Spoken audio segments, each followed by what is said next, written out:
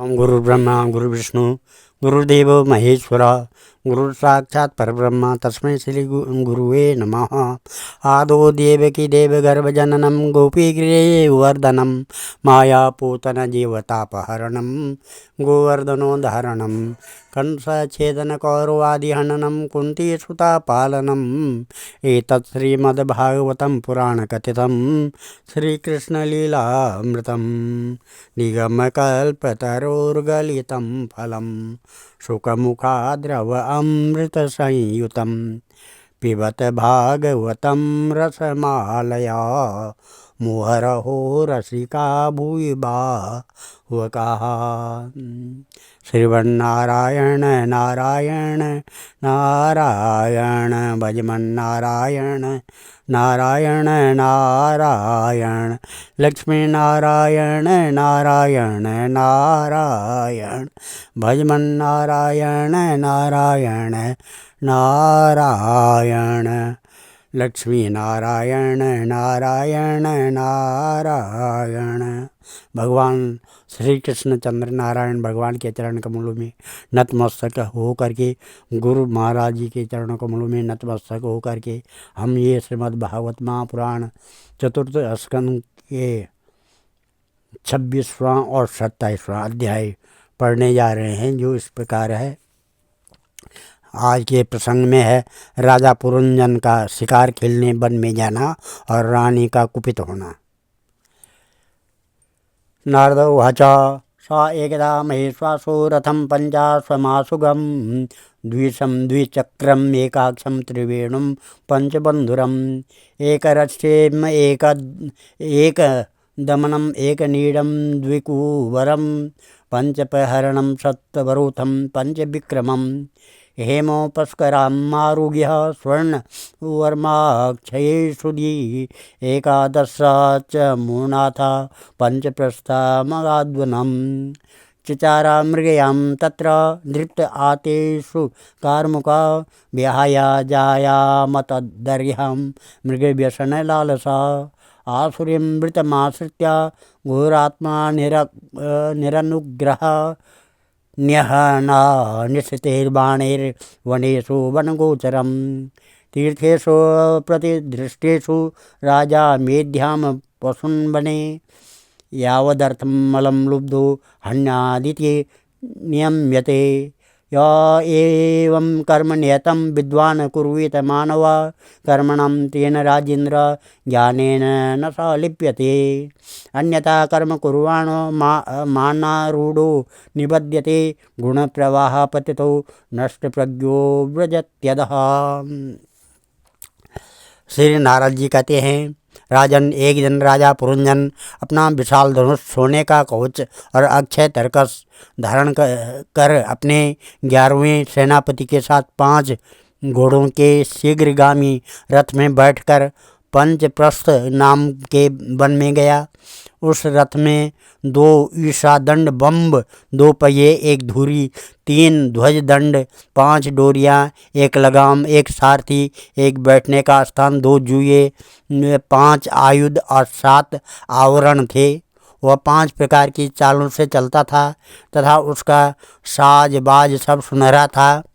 यद्यपि राजा के लिए अपनी प्रिया को क्षण भर भी छोड़ना कठिन था, किंतु उस दिन उसे शिकार का ऐसा शौक लगा कि उसकी भी परवाह न कर वह बड़े गर्व से धनुष बाण चढ़ाकर आखेट करने लगा। इस समय आसुरी वृत्ति बढ़ जाने से उसका चित्त बड़ा कठोर और दया शून्य हो गया था। इससे उसने अपने तीखे बाणों से बहुत से निर्दोष जंगली जानवरों का वध कर डाला।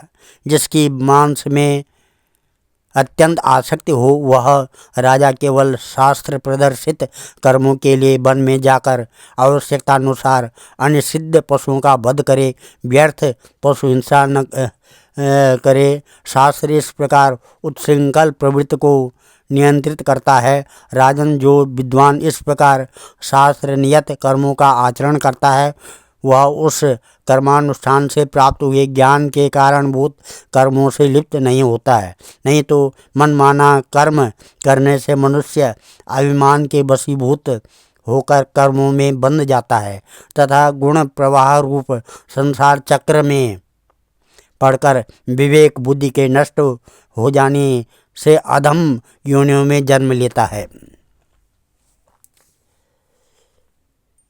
तत्र निर्वीन्न गात्राणां चित्रवाणे शिलीमुखे विप्लवोद्भूतक्षित्तानां दोषः करुणात्मनां शशान् वरहान् मणिषान् गव्यान् रुरुशल्यकान् मेद्यान्नस्याश्च विविधान् विनग्नाश्रममध्यगात् तथा क्षुत्रिट पदशान्तो निवृत्तो गेयमेवान् कृतस्नानोचितहारा संविवेश गतक्लमा आत्मानम् अर्ह्य चक्रे धूपाले पस्त्रगादिभिः साध्व अलङ्कृत सर्वाङ्गो महिष्वादाम् अधिये मनः तृप्तो हृष्टो सुधृतृप्त स कंदर्पा कृष्णमानसा न व्यचष्टावरारोहं गृहणे गृहमेदिनीम् अन्तःपुरस्त्रीसु पृच्छ द्विमनाम् इव वेदिशत अपि वा कुशलं राम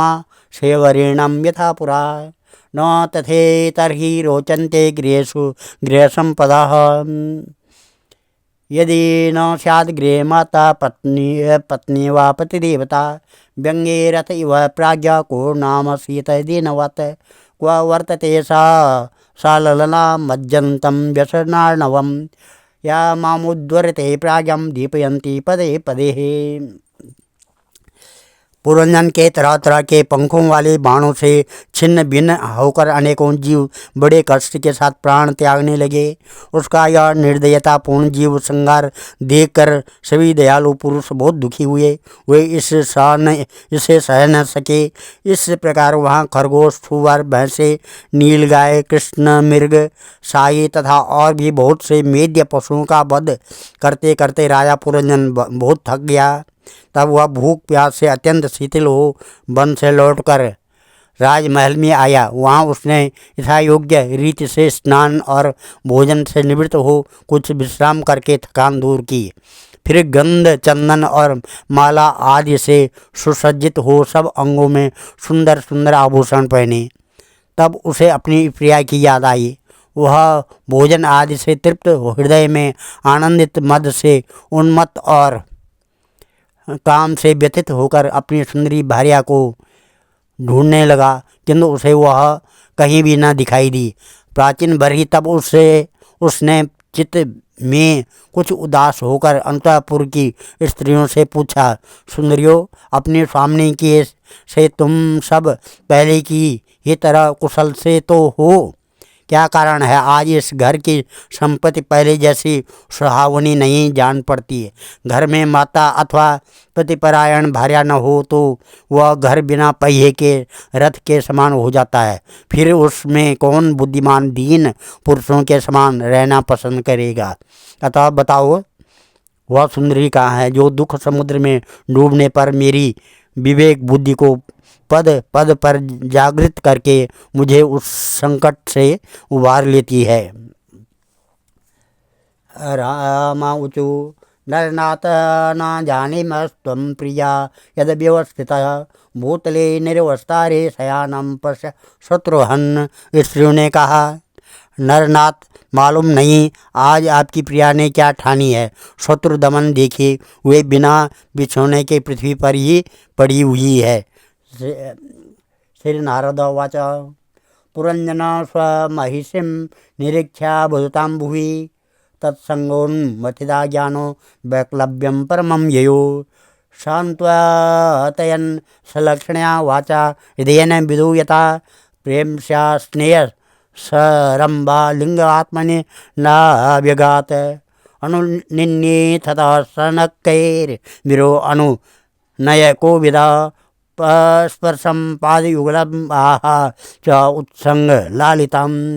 नारद जी कहते हैं कि राजन, उस स्त्री के संग से राजा पुरंजन का विवेक नष्ट हो चुका था, इसलिए अपनी रानी को पृथ्वी पर अतः अस्त व्यस्त अवस्था में पड़ी देखकर वह अत्यंत व्याकुल हो गया। उसने दुखित हृदय से उसे मधुर वचनों द्वारा बहुत कुछ समझाया, किंतु उसे अपनी प्रेयसी के अंदर अपने प्रति प्रणय कोप का कोई चिन्ह नहीं दिखाई दिया। वह मनाने में भी बहुत कुशल था, इसलिए जब अपुरंजन ने उसे धीरे धीरे मनाना आरंभ किया, उसने पहले उसके चरण छुए, फिर गोद में बिठाकर बड़े प्यार से कहने लगा। पुरंजना वाचा नूनम तत्कृत पुण्यास्ते भक्त्या योशीश्वरा सुवे कृतागस्त्यात्म सात्कृत्या शिक्षा दंडम न युज्यते परम अनुग्रहो दंडो भूतेषु प्रपूर्णार्पिता बालो न वेद तत्त्वन्वी बंधुकृतमर्षण। पुरंजन बोला, सुंदरी, वे सेवक तो निश्चय ही बड़े अभागे हैं जिनके अपराध करने पर स्वामी उन्हें अपना समझकर शिक्षा के लिए उचित दंड नहीं देते। सेवक को दिया हुआ स्वामी का दंड तो उस पर बड़ा अनुग्रह ही होता है। जो मूर्ख हैं उन्हीं को क्रोध कारण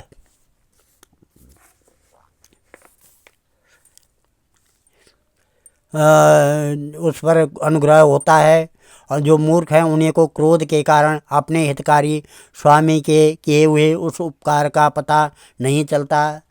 सातम मुखम सुदति शुभ्र वनुराग भारा बीड़ा बिलम बिलसितवालोकम निकाल काल विरूपस्कृत मुन्नसमना स्वानम प्रदर्शय मनुष्वनि वल्गुवाचम।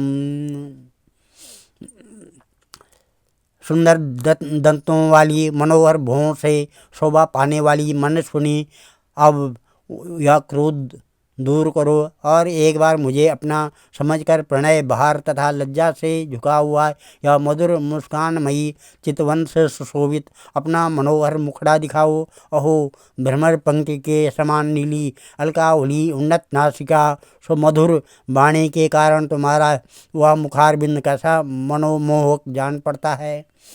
तस्मिन् दधे दमहम तव वीर पत्नी योनत्र भूसरकुलात् कृतकिल्बिषस्तम् पश्येन भीत भयमुन्मुदितं लुकायिक्या मन्यत्र वे मुरिरिपोरित तत्र दास्यात्।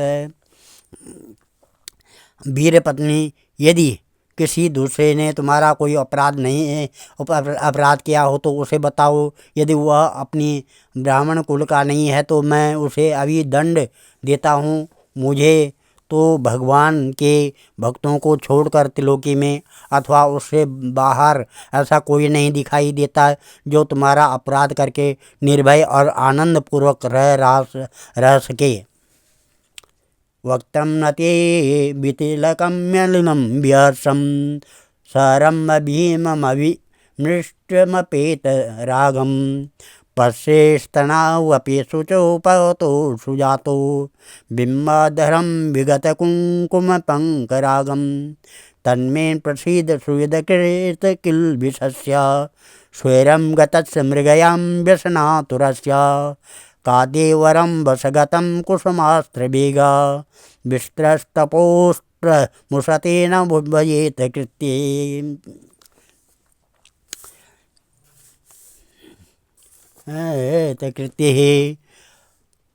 प्रिय, मैंने आज तक तुम्हारा मुख कभी तिलकहीन, उदास, मुरझाया हुआ, क्रोध के कारण डरावना, कांतिहीन और स्नेह शून्य नहीं देखा, और न कभी तुम्हारे सुंदर स्तनों को ही शोकाश्रुओं से भीगा तथा बिम्बा फल सदृश अधरों को स्निग्ध केसर की लाली से रहित देखा है। मैं व्यसनवश तुमसे बिना पूछे शिकार खेलने चला गया, इसलिए अवश्य अपराधी हूँ। फिर भी अपना समझकर तुम मुझ पर प्रसन्न हो जाओ। कामदेव के विषम बाणों से अधीर होकर जो सर्वदा अपने अधीन रहता है, उस अपने प्रिय पति को उचित कार्य के लिए भला कौन कामनी स्वीकार नहीं करती है। अब 27वां अध्याय है पुरंजनपुरी पर चंडवेग की चढ़ाई तथा काल कन्या का चरित्र। श्री नारद वाचा इदं पुरंजनं साद्र्य वसमानिव बिभ्रमे पुरंजनी महाराजा रेमे रमयति पतिं स राजा महिषीं राजन् सुरस्नाता सुचिराननां कृतस्वस्त्ययनं तृप्ताम् अभ्यानन्दम् उपागताम्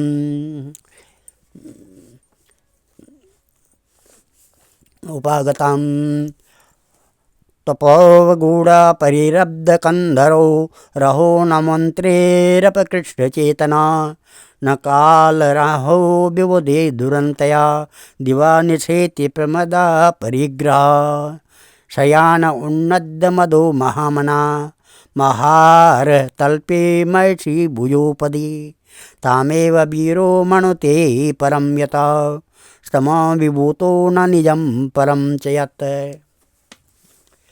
श्री नारद जी कहते हैं, महाराज इस प्रकार वह सुंदरी अनेकों नखरों से पुरंजन को पूरी तरह अपने बस में कर उसे आनंदित करती हुई विहार करने लगी। उसने अच्छी तरह स्नान कर अनेक प्रकार के मांगलिक श्रृंगार किए तथा भोजन आदि से तृप्त होकर वह राजा के पास आई। राजा ने उस मनोहर मुख वाली राज महिषी का सादर अभिनंदन किया। पुरंजनी ने राजा का आलिंगन किया और राजा ने उसे गले लगाया। फिर एकांत में मन के अनुकूल रहस्य की बातें करते हुए वह ऐसा मोहित हो गया कि उस कामनी में ही चित्त लगा रहने के कारण उसे दिन रात के भेद से निरंतर बीतते हुए काल की दुस्तर गति का भी कुछ पता न चला। मद से छका हुआ मनस्वी पुरंजन अपनी प्रिया की भुजा पर सिर रखे हुए महामूल्य शैया पर पड़ा रहता। उसे तो वह रमणी ही जीवन का परम फल जान पड़ती थी। अज्ञान से आवृत हो जाने के कारण उसे आत्मा अथवा परमात्मा का कोई ज्ञान न रहा। तवेव रममाणस्य कामकल्मषचेतसा क्षणार्धमिव राजेन्द्र व्यतिक्रान्तं नवं वय तस्या अजनयत् पुत्रान् पुरंजन्या पुरंजना शतं एकादशा विराट युषो अधर्मथात्यगात् द्वितार्धशोत्तरशतं पितृमातृश्रेयसस्करी शीलोदायण गुणोपेता पौरजन्या प्रजापति स पंचालपति पुत्रान् पितृवंशी विवर्धनान् दारे संयोजयामास दुरिता सदृशे भरे पुत्राणां च भुवन पुत्रा एकैकशं शतं शतं योर्वे पौरंजनो वंशं पंचालिश समेधिता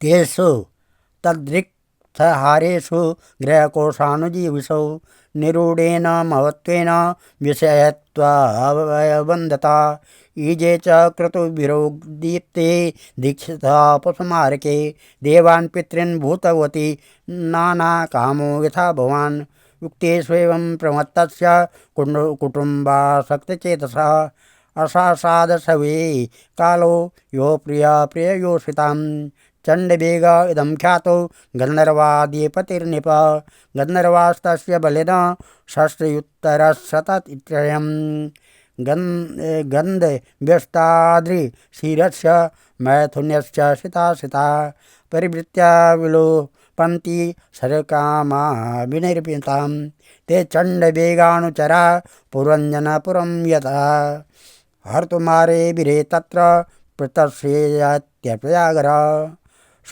सप्तभिशतेरेको विशन्त्या च शतं समा पुरंजनं पुराराध्यो गन्धर्वयुधेवली क्षीयमाणे स्वसम्बन्धे एकस्मिन् बहु वीरयुधः।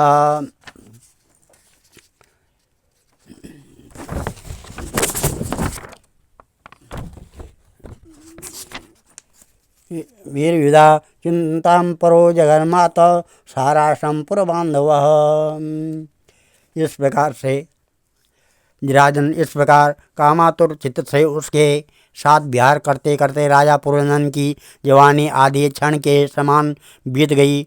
प्रजापति उस पुरंजनी ने से राजा पुरंजन के 11 100 पुत्र और 110 कन्याएं हुई, जो सभी माता पिता का सुयश बढ़ाने वाली और सुशीलता, उदारता आदि गुणों से संपन्न थी।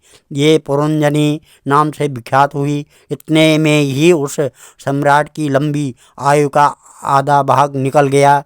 फिर पांचाल राज पुरंजन ने पितृवंश की वृद्धि करने वाले पुत्रों का बंधुओं के साथ और कन्याओं का उनके योग्य वरों के साथ विवाह कर दिया। पुत्रों में से प्रत्येक 100 पुत्र हुए। उनसे वृद्धि को प्राप्त होकर पुरंजन का वंश सारे पांचाल देश में फैल गया।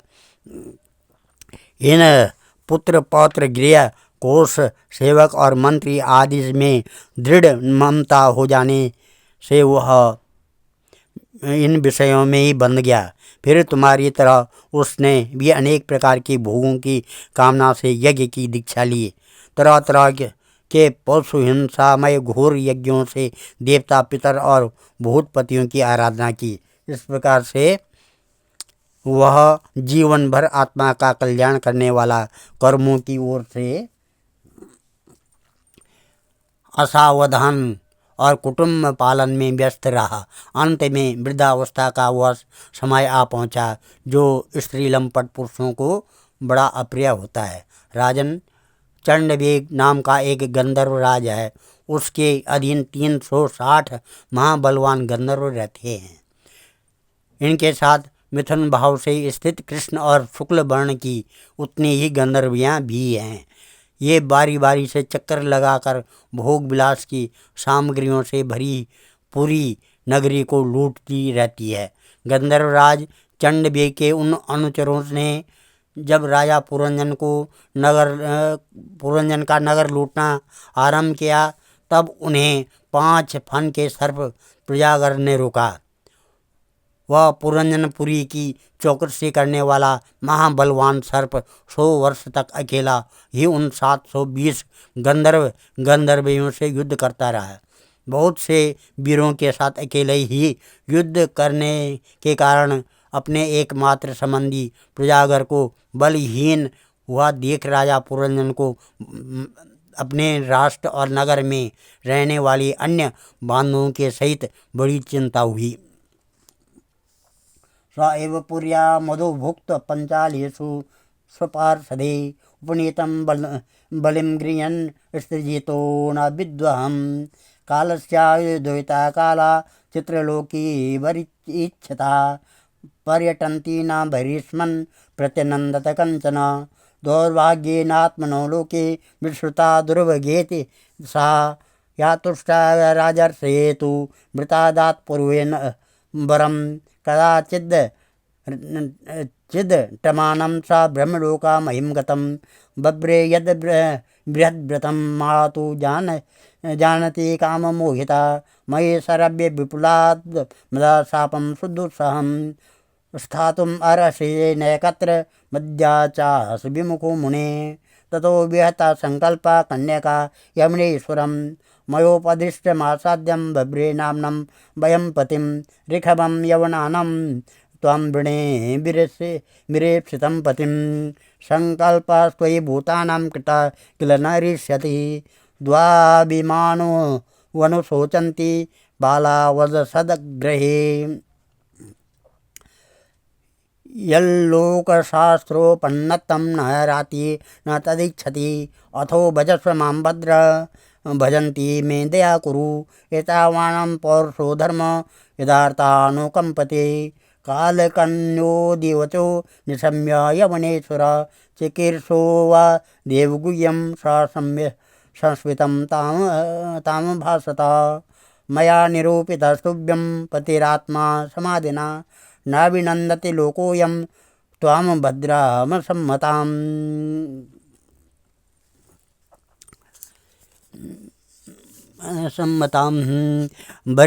बरिस्मद इन्हीं दिनों काल की एक कन्या, वह इतने दिनों तक पांचाल देश के उस नगर में अपने दूतों द्वारा चलाए हुए कर को लेकर विषय भोग में मस्त रहता था। स्त्री के वशीभूत रहने के कारण इस अवश्यंभावी भय का उसे पता ही नहीं चला। भरीष्मन इन्हीं दिनों काल की एक कन्या वर की खोज में त्रिलोकी में भटकती रही, फिर भी उसे किसी ने स्वीकार नहीं किया। वह काल कन्या जरा बड़ी भाग्यहीना थी, इसलिए लोग उसे दुर्भागा कहते थे। एक बार राजर्षि पुरु ने पिता को अपना यौवन देने के लिए अपनी ही इच्छा से उसे वर लिया था। इसी से प्रसन्न होकर उसने उन्हें राज्य प्राप्ति का वर दिया था। एक दिन मैं ब्रह्मलोक से पृथ्वी पर आया तो वह घूमती घूमती मुझे भी मिल गई। तब मुझे नैष्ठिक ब्रह्मचारी जानकर भी कामातुरा होने के कारण उसने वर ना चाहा।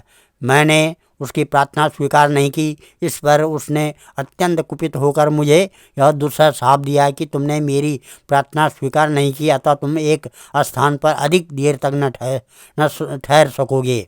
तब मेरी ओर से निराश होकर उस कन्या ने मेरी संपत्ति से यवनराज भय के पास जाकर उसका प्रतिरूप से वर्ण किया और कहा, वीरवर, आप यवनों में श्रेष्ठ है। मैं आपसे प्रेम करती हूँ और पति बनाना चाहती हूँ। आपके प्रति किया हुआ जीवों का संकल्प कभी विफल नहीं होगा। जो मनुष्य लोक अथवा शास्त्र की दृष्टि से देने योग्य वस्तु का दान नहीं करता और जो शास्त्र दृष्टि से अधिकारी होकर भी ऐसा दान नहीं लेता, वे दोनों ही दुराग्रही और मूढ़ हैं, अतएव शोचनीय है। भद्र, इस समय मैं आपकी सेवा में उपस्थित हुई हूँ, आप मुझे स्वीकार करके अनुग्रहित कीजिए। पुरुष का सबसे बड़ा धर्म दीनों पर दया करना ही है। काल कन्या की बात सुनकर यवन राज ने विधाता का एक गुप्त कार्य कराने की इच्छा से मुस्कुराते हुए उससे कहा, मैंने योग दृष्टि से देकर तेरे लिए एक पति निश्चय किया है। तू सबका अनिष्ट करने वाली है, इसलिए किसी को भी अच्छी नहीं लगती है। इसी से लोग तुझे स्वीकार नहीं करते, अतः नहीं करते हैं। मया निरूपिता तुभ्यं पतिता समाधिना नाभिनन्दति लोकोऽयं त्वं भद्रा सम्मतां।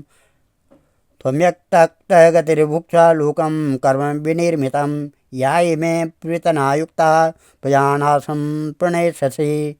प्रजारोऽयं मम भ्राता त्वं च मे भगिनी भव। चराम्युभाभ्यं लोकेस्मिन् व्यक्तो भीमसैनिका।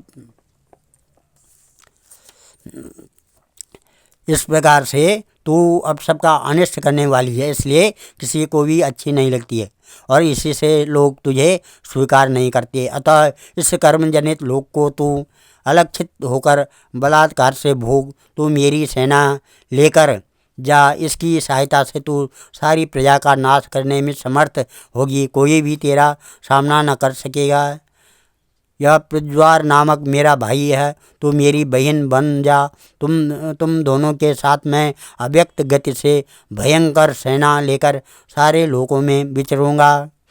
आज हम इन अध्याय को यहीं पर विराम देते हैं और समाप्त करते हैं और कथा को यहाँ पर विराम देते हैं। कल 28वां अध्याय होगा। पुरंजन को स्त्री होने की प्राप्ति और अभिज्ञात के उपदेश से उसका मुक्त होना। इस प्रकार से श्री कृष्ण गोविंद हरे मुरारे, हे नाथ नारायण वासुदेवा, हे नाथ नारायण वासुदेवा, हे नाथ नारायण वासुदेवा। देयं सदा परिभवग्नमविष्यदोहं तीर्थात्पदं शिवविरञ्चनुतं शरण्यं। भृत्यातिहं प्रणतपालभवाब्धिपूतं वन्दे महापुरुषते चरणारविन्दम्। मंगलम भगवान विष्णु मंगलम गरुड़ध्वजा मंगलम पुंडरीकाक्षा मंगलाय तनोहरि मंगलम भगवान शंभु मंगलम वृषभध्वजा मंगलम पार्वतीनाथ मंगलाय शिवशंकरा ओम सर्वमंगलमांगल्ये शिवे सर्वार्थ साधिके शरण्ये त्र्यंबके गौरी नारायणी नमस्तुते अन्नपूर्णे सदापूर्णे शंकर प्राणवल्लभे ज्ञान सौभाग्य सिद्ध्यर्थम भिक्षां देहि च पार्वती अरुणकमल संस्था तद्रज पुंजवर्णां करकमलदितेष्टा भीतियुग्माम्बुजा च मणिकटक विचित्रालंकृता कल्पजाले सकल भुवन माता सततं श्री श्री नमः। सर्वे भवन्तु सुखिनः, सर्वे सन्तु निरामया, सर्वे भद्राणि पश्यन्तु, मां कश्चित् दुःखभाग् भवेत्। धन्यवाद।